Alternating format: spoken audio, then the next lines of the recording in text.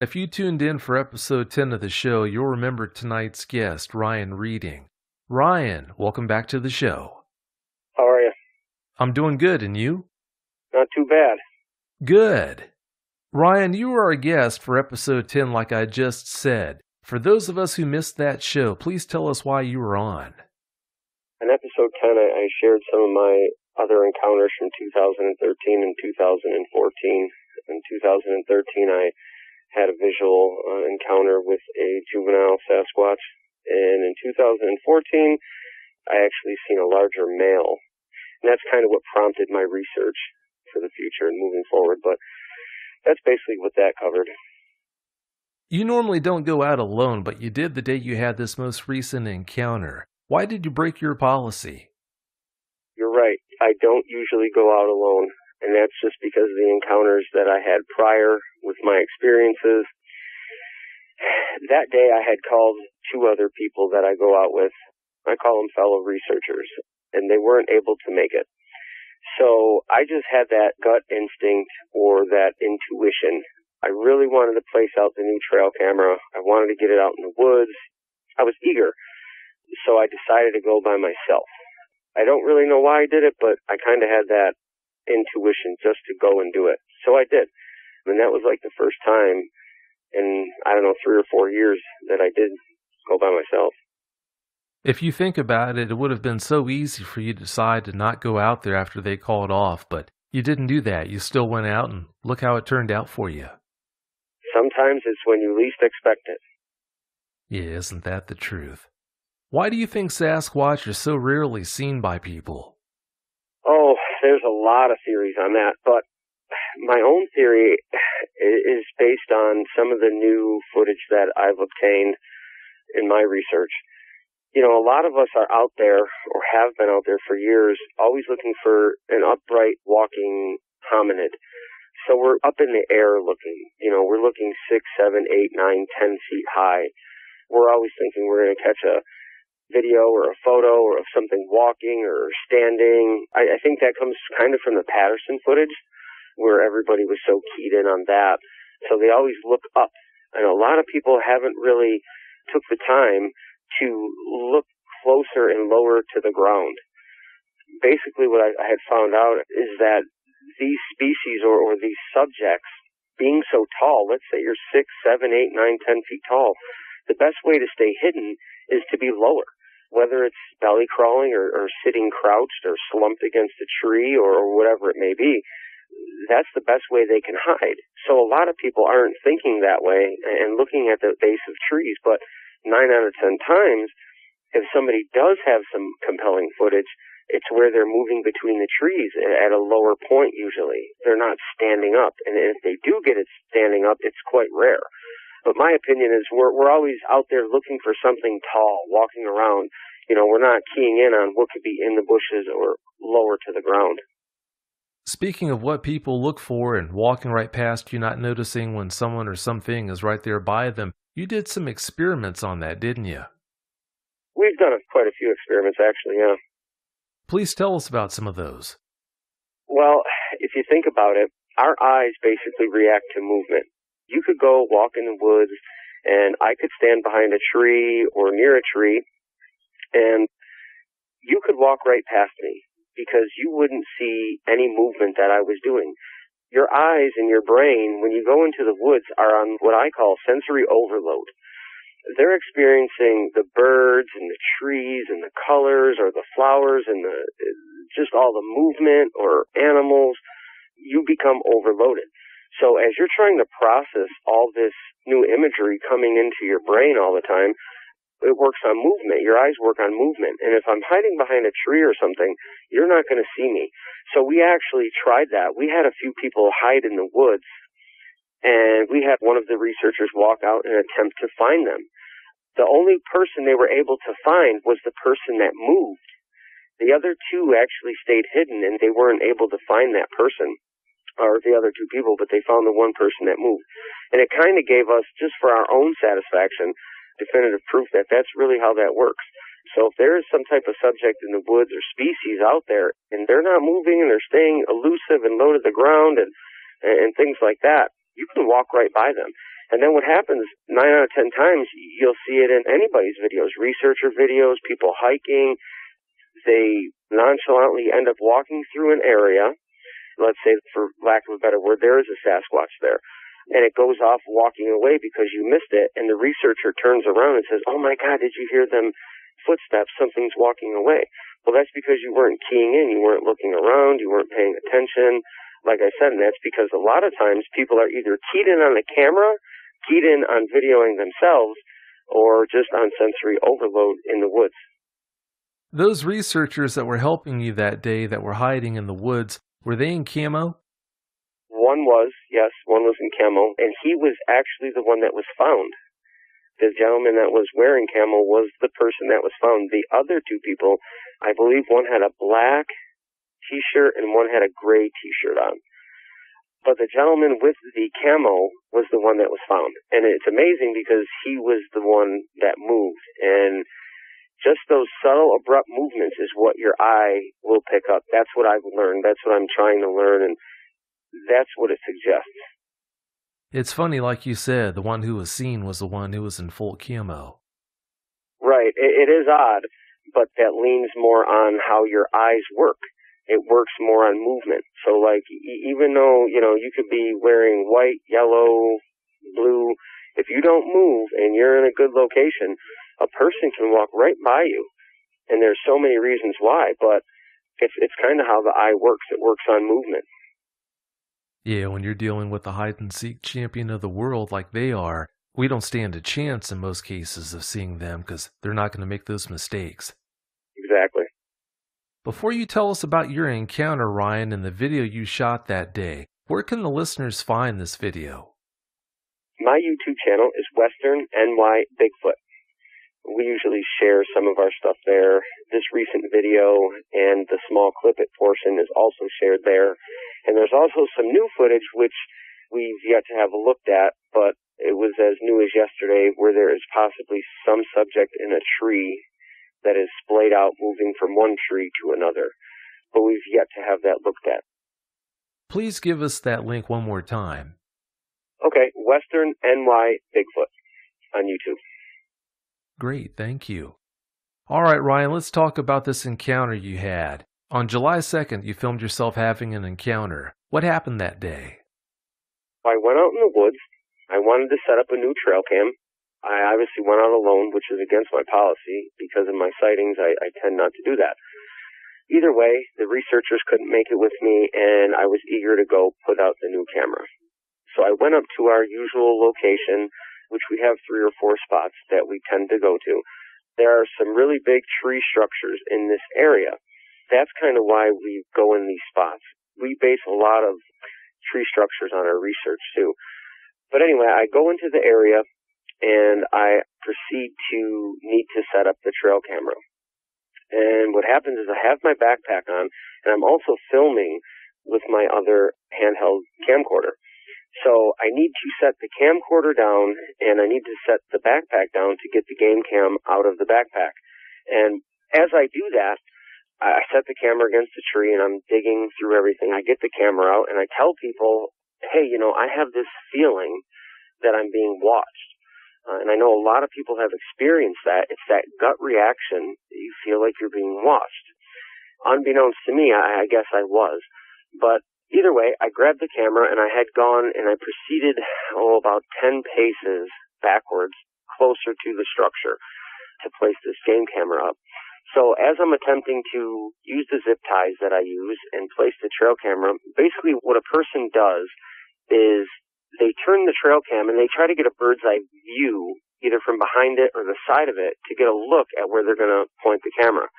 So that's what I had done. So as I put the camera against the tree, I put one zip tie on it, and I was going to put the bottom zip tie on it, but I needed to turn the camera first. And as I did that, I caught something out of the corner of my eye, which made me look, which refers back to the movement thing.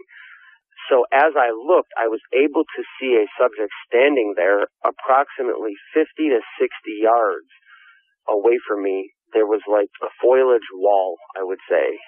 It looked like big bushes, like big berry bushes or something along that line.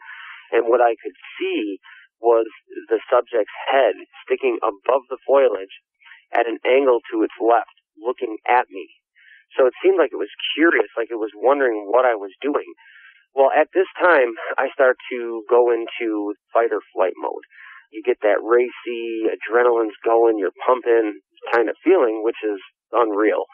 So as this is happening, I try to yell to the camera and let the camera viewers know what is exactly happening to me, that I'm able to see one off to my 2 or 3 o'clock right now, and I just don't have a camera to film it. So I tried to turn on the game camera by waving my hand and turning it on, but it takes time to warm up, and I was not able to get a photo of it. But what I was able to see on this subject, the subject was fully black. I was able to see from the lips, like the upper lip area up, it was all black. The hair on the top was a little tighter knit hair. I don't really know how to explain that. The brow ridge was moderately heavy, not super heavy as like the male I seen in 2014. It had a smaller forehead and a gentle slope to it. You could still see like the sagittal crest or the conical shaped head, but it was, in my best words, gentle, a gentle slope. I could see the nose, how it was splayed really wide. I could see the eyes. They were around the size, give or take, like a silver dollar or something like that. Bigger than a half, but maybe just a little smaller than a silver dollar. That was the best reference I could give on that. I was able to see like the portion of its right shoulder a little bit, the black hair. The face itself was like a blackish gray. It wasn't as black as the fur. It was actually a lighter gray, but maybe that's because the sun was hitting it. But I was able to see like, it looked oily. The skin looked oily. I don't know why that is, but it had an oil look or base to it, which was awkward to me. You're trying to process everything, and it's really hard to do. And so I'm talking to the camera as I'm watching this subject, and I'm thinking to myself, if I run to the camera, it's definitely going to be gone.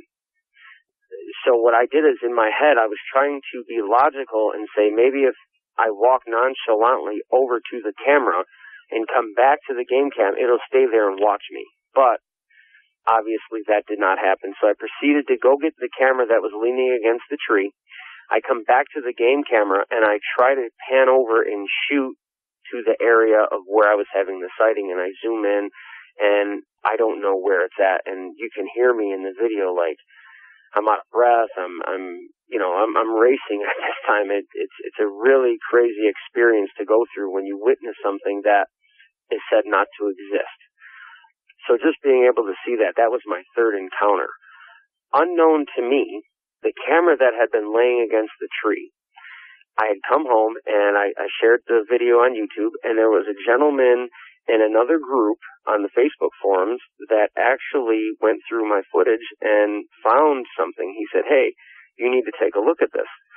So what I did is I proceeded to see what he was saying, and I started slowing it down and taking a look and having it zoomed in. This was all unknown to me. And what had happened is, in the video, there is some subjects being videotaped out in front of that camera. Like I said, the whole time I'm having this encounter off to my 2 or 3 o'clock, I did not know those subjects were out in front of me, being videotaped by the camcorder, which was stabilized leaning against a tree. It is on a little bit of a tilt because it's propped up, but nonetheless it's stable. And what you can see is some very compelling footage. You're able to see, in my opinion, the subjects. I think there are 3. Numerous people have told me that there are 3 subjects out there. One proceeds to come across the ground, it looks like, maybe on all fours or looking like it's sitting on its rear end. And then it looks like it moves its hand to its mouth. So it's either like eating something or something along those lines. And then there's one that you can see, there's a subject behind it, there's a tree, and it looks like it keeps peeking out to the right of it to look and see and observe kind of what I'm doing. So they're very, very observant. The third subject is to the left of those 2, and this happens to be a really big subject. Those 2 subjects seem black color in nature, which fits the bill of the encounter that I'm having, along with the other 2 encounters that were black also. But this third subject seemed to be a different color. you can see that its arm reaches out about 3 or 4 times, and it's a really long, black, heavy arm. I don't know if it's grabbing the leaves. I don't know if it's grabbing for food or pull a sapling down or what. But after about the 4th time of that arm being splayed out to its left-hand side, I'm still in shock here from the encounter, but you can see the arm. And I was like, wow. All of a sudden, it stands up. It stands up abruptly. It does an about face, and it's watching me. It's seeing what I'm doing. Now, you have to remember, this is all unknown to me at the time. So when I see the footage, I'm like, I'm in shock. I'm wow, even more that there was more than one subject there at one time watching me. So it proceeds to watch me. And as I stated earlier, when I walk back to the camera after actually having the encounter, I take about 3 steps toward that camera, which is in the actual direction of that subject. As I do that, it turns around so fast, rapidly, and turns and walks away. And you can see it walk away. And the crazy part about that is the sun that is coming in through the foliage down through the trees actually like hits its back. Now this brown color, I'm going to say like a male because it's bigger, it looks cinnamon color in the front. But when it turns around, the sun hits the back and it looks white. It makes the subject look white, which is really, really amazing to me. And then if you look off to the right briefly, you can see it looks like there's other subjects fleeing at the same time. So it was a hectic encounter. I was happy. I was distraught. I've had a lot of emotion go on because I've been doing so much research that you ultimately want to prove it and get a good video. And I had this encounter. And while I'm having this encounter, I'm so upset that I don't have it on video, but yet I'm happy because it's my 3rd encounter visually. So it was a mixed bag of emotions until I found out about the subjects being taped out in front of me. You said you saw the first subject's right shoulder. At any time were you able to see a female breast on it? I was not able to see that. Like I said, it was mainly from the lip area up. Oh, I see. You talked about how you were convinced, or at least almost convinced, it was a female or a juvenile. Is that strictly based on its head shape then? That is kind of the way that I was perceiving that. Based on the male that I had seen in 2014, I was able to see his features and how pronounced he was and how big his forehead was and everything like along those lines. This subject had a more of a gentle slope, not a super conical head, but it was just there enough. So it would lead me to believe it's either a, for lack of a better phrase, a mid-teen juvenile male or a female. It had more gentle features is what I got from that subject. More curiosity also. Oh, okay. I can see why you came to that conclusion then. While this was going on, did you ever hear or smell anything out of the ordinary? Yes, actually I did. There was some tree knocking going on that it was quite pronounced. I actually state in the video, like, oh my God, did you hear that? And I also hear some heavy bipedal footsteps, which actually causes me to move away, and that is directly after my encounter. So it was quite unnerving, all these events. You know, I'm having the tree structure that we go to where we put out our cameras. I'm having the gut reaction that I'm being watched before anything happens. I'm having the encounter, and while I'm having the encounter, I'm trying to yell to the camera to let people know, and then ultimately after that, I get the camera. I'm having tree knocks, I'm having heavy footsteps, and then ultimately when I come home, I'm having subjects in the background taped on my camera that I didn't even know about. So it was very unnerving, and that's the lightest way I can put it. No, I can understand. In other words, you were in full sensory overload. Definitely. Yeah, sure sounds like it. When the listeners watch this video, where should they be looking to see these subjects? There is a forked branch out in front of the camera. Once again, the camera's leaning against the tree, and there's a forked branch in front of it. Above that branch, out approximately 60 to 70 yards, roughly, that's where the subjects were in that area. And if they look there, they'll be able to see them. I actually sent this video off to be analyzed to a gentleman, M.K. Davis, and he did just a quick clip of it, of the subject turning around and running away. So that was very interesting also. So that everyone listening knows, there are two different versions on your channel of this video. You've got the normal video, and then I'm sure you still have that enhanced version where it's zoomed in. Correct. Yes, I do. They can view both of them because that's the best way to show the public, because a lot of people will look at it and say, oh my God, I couldn't really tell. So there is a zoomed in version there also. When they go to your channel on YouTube to take a look at these videos, how can they find them on your page? In other words, what order will these videos be in? Well, obviously the original will be first, and then after that it will be the shortened version or the enhanced version, and then some of the new stuff that we actually caught. Oh, okay, I see. Do any of the sketches you've seen Sibylla Irwin create approximate the creatures you saw that day? No, actually they didn't. I did look through there, and I went online through some of her work. There was nothing completely matching, but there was a photograph online that I was able to find that quite resembled it. What photo was that? I would actually have to share it with you, and maybe you could post that for the viewers. Well, I'm not sure that I'm going to be able to do that. I would have to contact the owner of that photo, make sure it's okay to do that. What I'll do is I'll have you share that with me and then see if I can't reach that person. If I can get a green light on that, then I will post it. That works. Why do you feel your experience ties tree structures to Sasquatch? Well, we've done a lot of research time after time after time, and it's just not myself tying the tree structures to the Sasquatch, but even the Native Americans, many people have tied tree structures to Sasquatch. I just can't fathom people being out in the woods, building these huge monstrous structures, or even these itty-bitty little tiny structures. For what reason? People just don't do that. There's no reason for a human to be out there building these things. I mean, if they're hoaxing, I guess that's one possibility or something like that. But the tree structures themselves, many people have many theories. Some say it's like a highway for them that they follow. Other people say follow one structure to the next. And there's so many theories, it's hard to correlate, but we've had a lot of success being around the larger tree structures. The smaller ones, I believe, are the juveniles trying to mimic the parents possibly. But I've told my people and the people that research with us to go near the larger structures. Now that recently you've been paying so much attention to them, are you stumbling across more tree structures that you probably would have walked right past not long ago?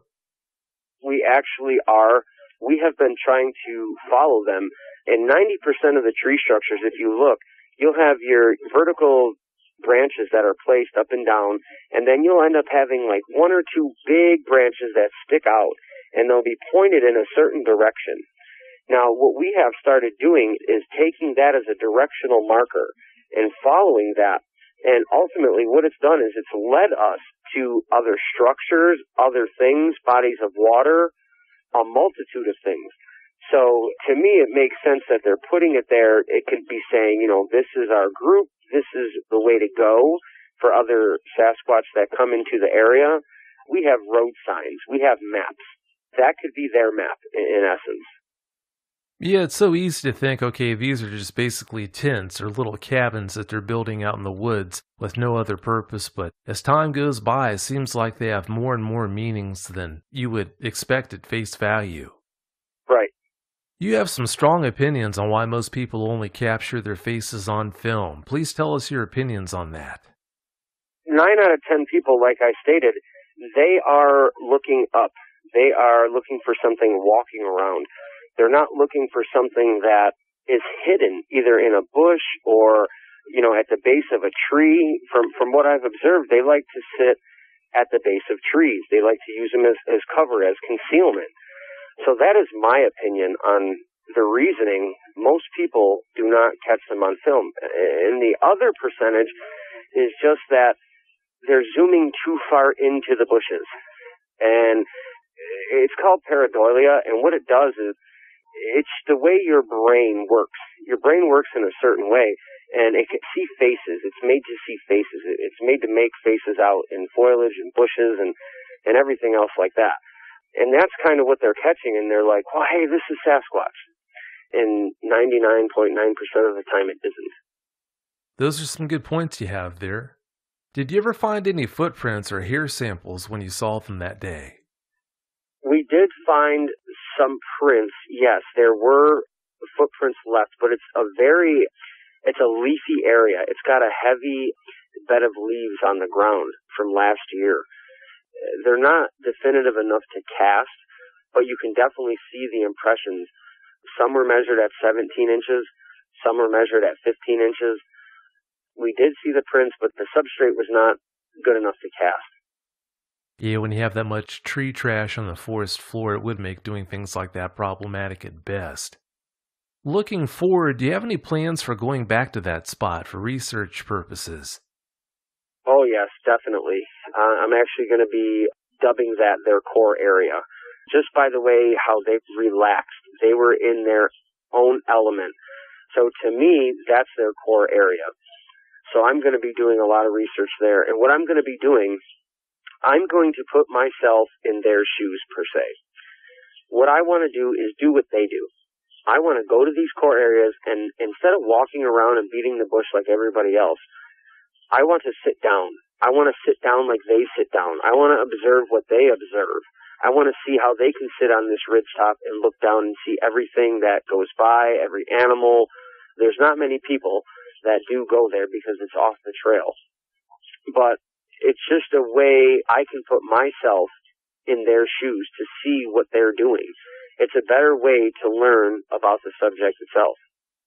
When you do that, when you go out and sit down, take it easy, and just look around without moving, I wouldn't be all that surprised, especially since it seems to be such a hot spot, if you do see another one or several. Well, that's what we're banking on, and we've actually caught that other footage yesterday, which we're not really sure of what it is or anything, and we're not making any claims to that, but we've caught some really good audio also. I'm Ryan Reading on SoundCloud. They can check out some of my SoundCloud files also. And we've caught some really good things that we've sent off to some linguistic people that have looked at. And what happens with the linguistics, they look for things like phenoms. If there's phenoms, it's suggestive of language.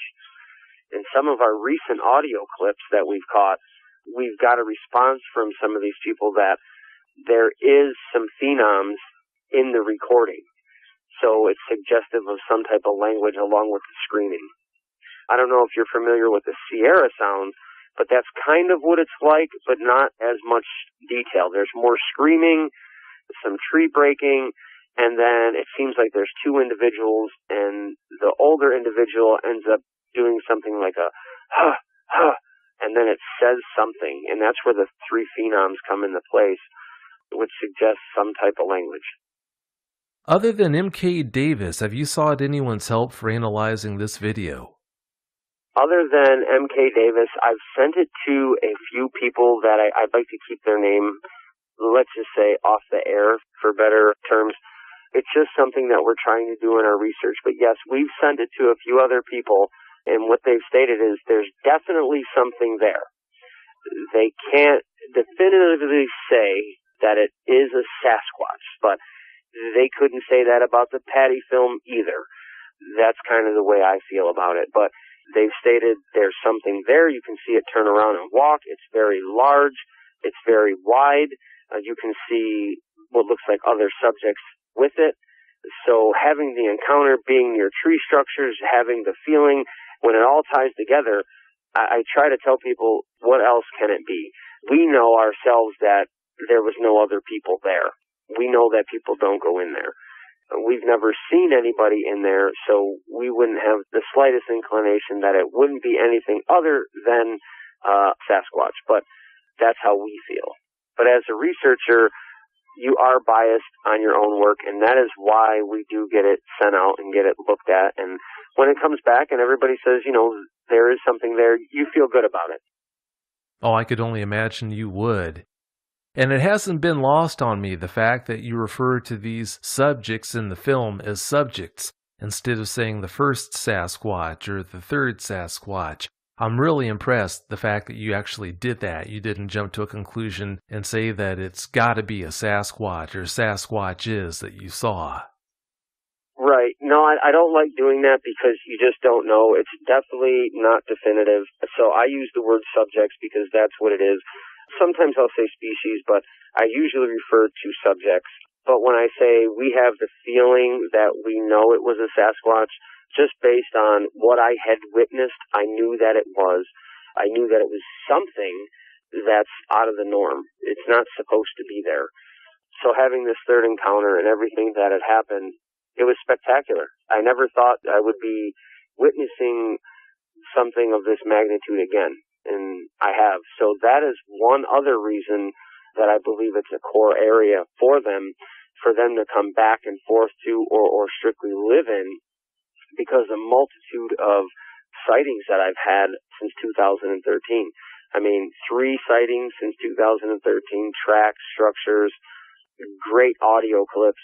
I mean, there's definitely something going on, and we're trying to get to the bottom of it. We do send our samples away to be tested to a reputable university that we collaborate with. I just leave that silent. I also really don't tell people who, what, where, when, and why. That's just for our knowledge, and hopefully we can prove something. Yeah, hopefully so. When you look at all the action you've been having over the past 2-3 years, apparently you're doing something right. Well, we hope to think so. You never know. You don't know. There's no experts out there. So there's really nobody you can consult with and say, hey, am I doing this right? Are we doing this right? Basically, everything you learn comes from people in the past. It comes from books. It comes from things that you've researched, and then you can only learn so much with that. So you have to take that and implement it in the field. And when you're in the field and you're doing your research out there in the wild, that's when you really start learning. It's a hands-on approach. And then, you have to correct yourself if you're doing things right or wrong, or if you're trying to do it scientifically. There's so many different aspects. You just have to have an equal balance of everything. So that's why you have to change and keep adapting to everything that goes on. What camera and resolution did you use to film this action? The camera that I usually use to go out in the woods with me to film is a Panasonic WX970. It's kind of considered like a prosumer. It's a pro consumer camera. They're roughly about $1,000 for like the whole kit with lenses and the flares and all kinds of stuff. It has a 2-way version where you can record yourself talking, and then while you're talking, you can videotape forward, or it's a pretty neat feature. And then it also has like night vision capability with a light. So it's got a multitude of features. Yeah, sounds like it's a pretty capable camera. How many frames per second was this filmed at? It's a 1080p camera. It's a 4K camera, I should say. But I film in 1080p usually. And then I believe it's 60. I'm pretty sure it's 60 frames per second. 60, okay. And you said the subjects were roughly 60-ish, maybe 70 or so feet away from the lens. Correct. What time of day was this filmed? The filming happened between 6:30 and 7 p.m., which to me struck a chord because that's kind of when the times I've had the most activity. So you think there is something to that? Well, my other encounter happened between 6:30 and 7 p.m. My juvenile encounter was between 2 and 4 p.m., roughly. So the later afternoons is kind of what we're looking at. Yeah, there just might be something to that. What were the weather conditions? It was sunny that day. It wasn't too bad. It was probably 72, 74 degrees, something like that.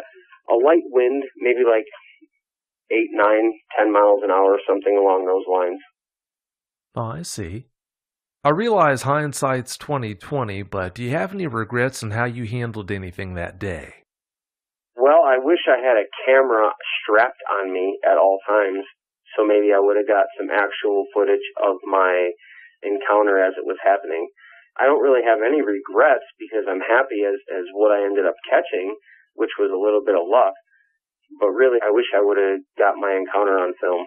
So it kind of taught me to keep extra cameras or mount one to your body somewhere so you always have that extra camera, that extra way to film or record, just because it's when you least expect it is when something happens.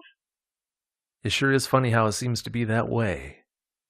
What kind of responses have you been getting from people you've shared this footage with? We've gotten a lot of responses, actually, hundreds. I mean, there's already, a couple thousand views on them, people taking a look at them. A lot of them are positive. 90% are positive.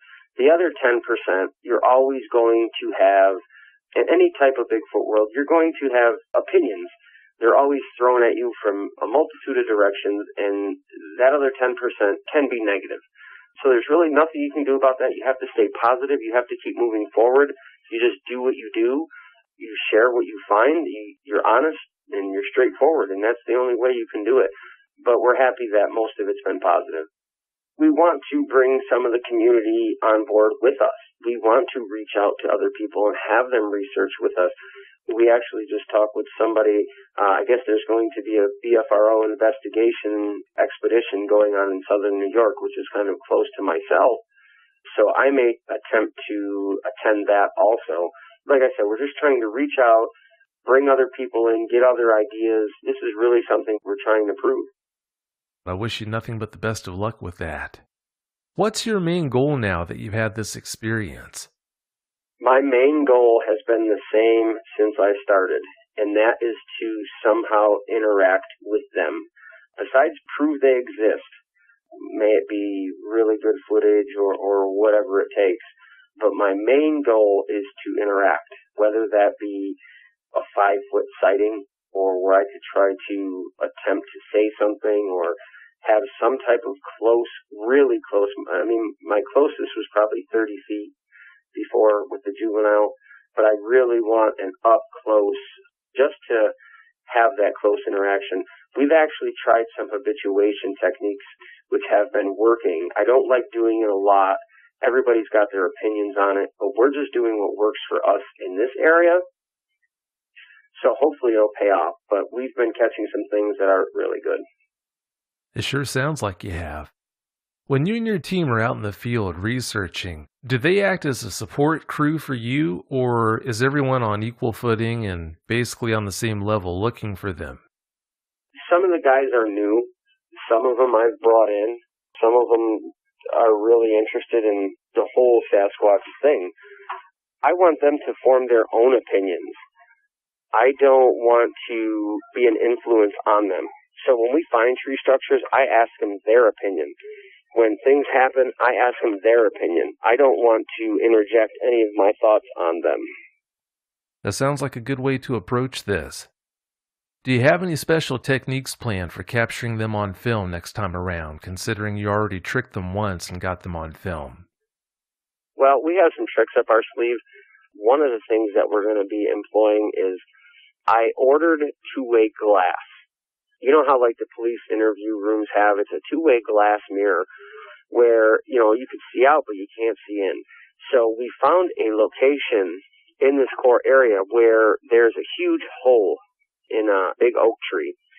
And what we want to do is we're going to recess the camera, the game cam, into the tree, let it video, and we're going to put this glass over the top of it in hopes of maybe they'll be curious and see, maybe they'll be able to see themselves in it like a mirror. That might intrigue them, might be able to get photos. They might not be able to see that it's there.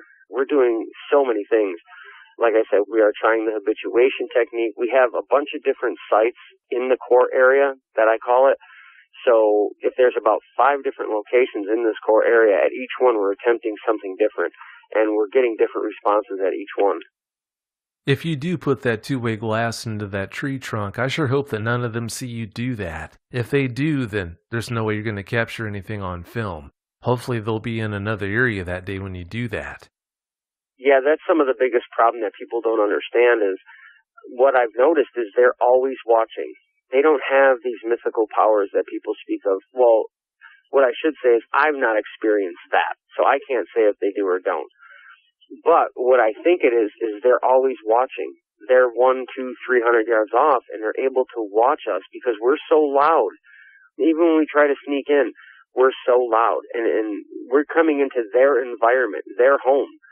So they know when we're there, and a lot of people go with 6, 8, 10 people in a group. There's no way to be silent. So they watch you. So you put up the game cams, and they know where they're at, so that's why they don't go by them. That is my belief. Yeah, I definitely think there's something to that. When you look at how clever some of these researchers have been with the things they've done trying to, in a covert way, capture them on film, just to fall flat on their face and not have any luck, I'm convinced that it had to be a matter of them being seen trying to capture them on film. Otherwise, they should have been caught on film easily, several times over. Right. What I'm going to start employing is setting everything up at nighttime. We don't do a lot of research at night. I'll say that right now. We've probably in the last 3 years been out 5 times each year at night, which is not a lot at all. I'm employing the technique that they are out in the daytime more often. So what we're going to do is set up game cams in the future at nighttime. And maybe that'll give us the cover of darkness at least. Maybe we can remain a little hidden while we set out our traps, or I hate saying traps, but while we set out our game cams and so on and so forth. So it helps us, we have some cover. Maybe they won't see us. But what I try to tell people is, if you look over the last, let's say, 20 years, most of the footage that has come out, whether good or bad or inconclusive, 90% of it is in the daytime.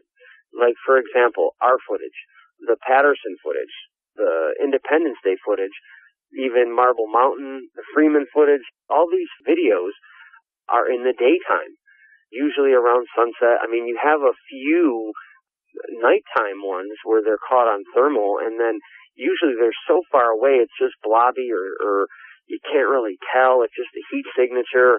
I tell people, you don't have really any proof that they're strictly nocturnal. You're just basing that on things that you find. But I do think at nighttime they're more vocal, because at nighttime that's when I catch most of my vocalizations. I believe they're out a lot during the daytime, and at nighttime they might be more vocal or things like that. So I'm still learning myself. I'm sure there's never going to be a time when anyone in this field is going to know all that there is to know about them. I just can't see how that could be. Well, until it's definitively proven and or our government says, yes, it is what it is, or there's definitive proof, you'll never know everything about them. You have to continually learn. Yeah, we both know the government's never going to say that. How close to the nearest house is this area where you filmed them? Quite a ways. There's a lower ridge. There's 2 roads that intersect, and it goes up on top of a high ridge. It's only about 2,200 or 2,400 feet in elevation. But the closest house, there's a few cabins down below, which are roughly, I'm going to say, a half mile is the closest cabin, and the closest house would be a mile. Well, it's pretty remote then. Yeah, it is. It's mainly used as a state game land for hunting or for hiking. There are trails there, but we get off the trails. We go into the bush where a lot of people don't go. And let's face it, hunters these days, unless they're usually on a guided hunt in Colorado or Montana where they go into the outback so far, most hunters don't do that. Most hunters are 500 yards from their vehicle or 600 yards maximum. They don't really penetrate the deep woods. That is a good point. There's a unique similarity between the encounter you had with the juvenile Sasquatch years ago and the Sasquatch you encountered on July 2nd. What is that similarity? The head on the juvenile was a bit more rounded. It was more gentle, sort of sloping, didn't really have a sagittal crest, they call it. This one did, that I seen on July 2nd, but it wasn't fully pronounced. So that's why I was trying to say they were similar the way they looked. It wasn't that true conical head.